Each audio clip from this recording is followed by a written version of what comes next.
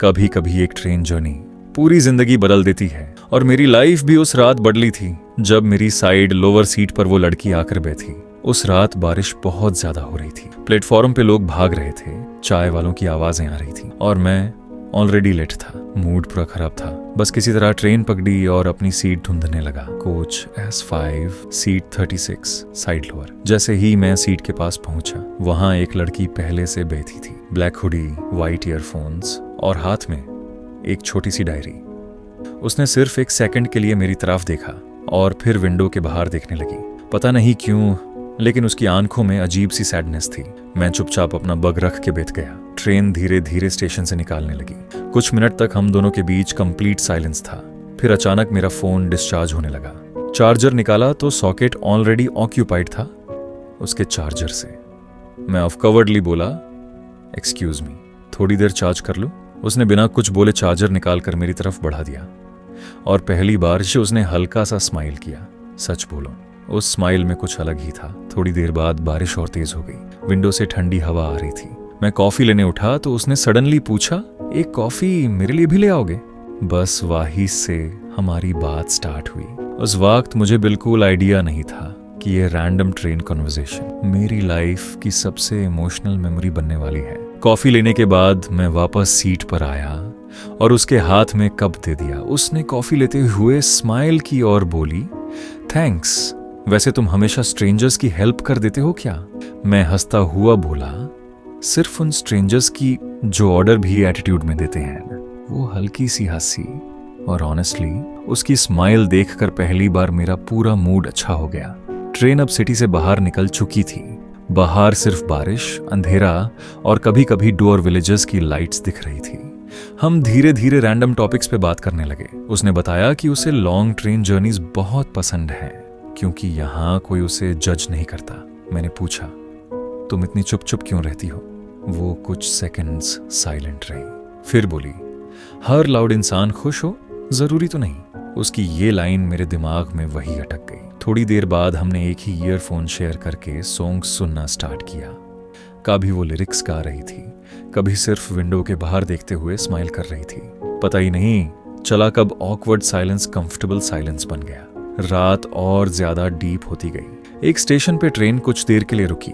मैं नीचे उतरकर मैगी और चिप्स ले आया। वो मुझे देखकर हंसी और बोली, तुम्हें कैसे पता मुझे मग्गी पसंद है? मैं बोला, ट्रेन में जो लड़की सड सॉन्ग सुन रही हो उसे मग्गी तो डेफिनेटली पसंद होगी। वो जोर से हंसी, और शायद वही मोमेंट था जब मुझे रियलाइज हुआ कि मैं उस अननोन लड़की के साथ अटैच्ड होने लगा था। ऐसा लग रहा था जैसे हम पहले से एक दूसरे को जानते हो। रात के ऑलमोस्ट 4 बज रहे थे। कोच में ज्यादा लोग सो चुके थे। लाइट्स भी डिम हो गई थी। सिर्फ ट्रेन की आवाज और बारिश की हल्की साउंड आ रही थी। हम दोनों अब भी जाग रहे थे। वो विंडो के पास बैठी बाहर देख रही थी और मैं बस उससे। सच कहूं तो इतनी जल्दी किसी के साथ इतना कनेक्शन मैंने पहले कभी फील नहीं किया था। तभी अचानक उसका फोन बार बार रिंग होने लगा। स्क्रीन पर किसी माँ का कॉल आ रहा था। उसने कॉल कट कर दिया। 2 मिनट बाद फिर कॉल आया। इस बार उसने डीप ब्रेथ ली और कॉल रिसीव किया। बस इतना बोला, हाँ माँ, सुबह तक पहुंच जाऊंगी। उसकी आवाज सडनली थोड़ी हैवी लग रही थी। कॉल कट हुआ तो मैंने कैजुअली पूछ लिया, वैसे तुम जा कहाँ रही हो? वो कुछ सेकंड्स चुप रही।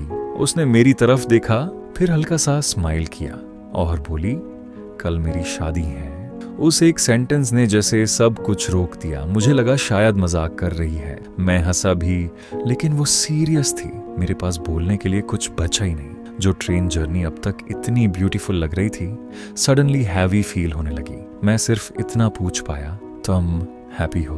वो विंडो के बाहर देखते हुए हल्की सी हंसी और बोली, पता नहीं।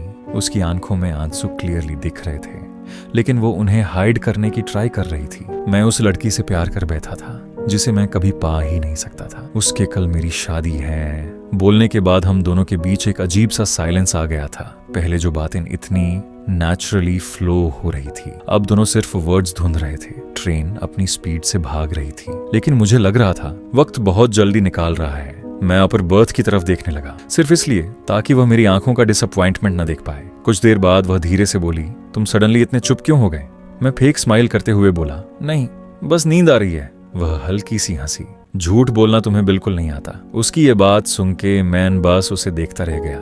पता नहीं क्यों न लेकिन उस मोमेंट में मुझे बस ट्रेन रुक जाने का मन कर रहा था, जैसे ये जर्नी कभी खत्म ही ना हो। थोड़ी देर बाद वह अपनी सीट से उठी और ट्रेन के गेट के पास चली गई। मैं भी साइलेंटली उसके पीछे चला गया। बाहर ठंडी हवा चल रही थी, बारिश अब रुक चुकी थी, सिर्फ ट्रैक्स की आवाज और डार्क नाइट स्काई। वो गेट के पास खाड़ी डोर अंधेरे में देख रही थी, फिर बिना मेरी तरफ देखे बोली, फनीना, कुछ लोग सिर्फ कुछ घंटों में इतने क्लोज हो जाते हैं जितने सालों वाले भी नहीं होते। मैं कुछ बोल नहीं पाया। उसकी आंखें हल्की रेड लग रही थी, जैसे वो रो चुकी हो। मैंने हिम्मत करके पूछा, फिर मना क्यों नहीं की शादी? वो थोड़ी देर चुप रही, फिर स्लोली बोली, हर लव स्टोरी कंप्लीट नहीं होती और हर फैमिली को हर्ट करके खुश भी नहीं रह जाता। ट्रेन एक ब्रिज क्रॉस कर रही थी, नीचे पानी में लाइट्स रिफ्लेक्ट हो रही थी, और उस रात पहली बार मुझे किसी को खोने का डर फील हुआ जब वो मेरी थी ही नहीं। सुबह होने वाली थी। ट्रेन धीरे धीरे उसके स्टेशन के पास पहुंच रही थी। अनाउंसमेंट की आवाज बार बार आ रही थी और हर अनाउंसमेंट के साथ मेरा दिल और हैवी होता जा रहा था। हम दोनों अब भी साथ बैठे थे, लेकिन अब बातें बहुत कम हो गई थी। कभी वो मुझे देखती, फिर नजरें चुरा लेती, जैसे दोनों समझ चुके थे कि ये जर्नी बस कुछ ही मिनट्स की मेहमान है। ट्रेन फाइनली स्टेशन पर रुक गई। प्लेटफॉर्म पे ऑलरेडी बहुत भीड़ थी। वो धीरे से अपना बग उठाती है। मैं बस चुपचाप उसे देख रहा था। सच कहूं तो दिल कर रहा था उसे रोक लूं, बोल दूं कि मट जाओ, लेकिन कुछ फीलिंग्स सिर्फ फील की जाती हैं, बोली नहीं जाती। फिर अचानक रुक गई, अपनी डायरी के अंदर से एक फोल्डेड पेपर निकाला और मेरी तरफ बढ़ा दिया। मैं कंफ्यूज होके उसे देखने लगा। वो हल्की सी स्माइल करके बोली, ट्रेन चलने के बाद पढ़ना। और फिर वो प्लेटफॉर्म पर उतर गई। मैं विंडो के पास आकर खड़ा हो गया। बाहर उसके फैमिली वाले उससे ले जा रहे थे, लेकिन एक बार उसने मुड़कर मेरी तरफ देखा जरूर। वही लास्ट टाइम था जब मैंने उससे देखा। ट्रेन धीरे धीरे स्टेशन से निकालने लगी। मैंने कांपते हाथों से वो पेपर खोला। उसमें लिखा था, काश हम किसी और वक्त मिले होते, शायद तब मैं सिर्फ तुम्हारी होती। नीचे एक छोटा सा स्माइली बना था और उसका नाम माया। उस पेपर को पकड़कर मैं बस विंडो के बाहर देखते रहा। प्लेटफॉर्म पीछे छूट रहा था, वो लड़की पीछे छूट रही थी, और मेरी जिंदगी की सबसे खूबसूरत लव स्टोरी सिर्फ एक ट्रेन जर्नी बनकर रह गई।